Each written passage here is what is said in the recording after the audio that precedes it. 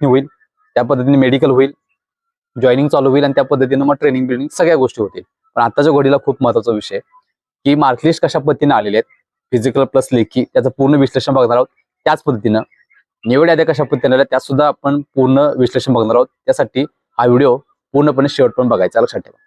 त्याच पद्धतीनं सर्व आदरणीय विद्यार्थ्यांना विनंती करतोय की ज्या ज्या मुलांचं सिलेक्शन झालंय त्या मुलांना इथून पुढचं जे मार्गदर्शन असेल ते अतिशय महत्त्वाचं असेल.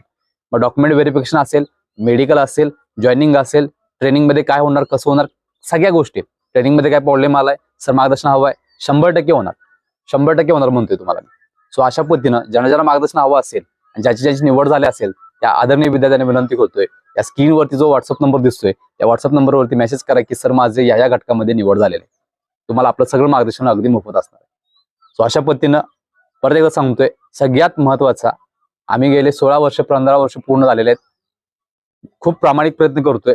सगळ्या महाराष्ट्रानं बघितलंय या युट्यूबच्या माध्यमातून की गेले 4 वर्ष झालं तुमच्यासाठी धडपडतोय प्रामाणिकपणे.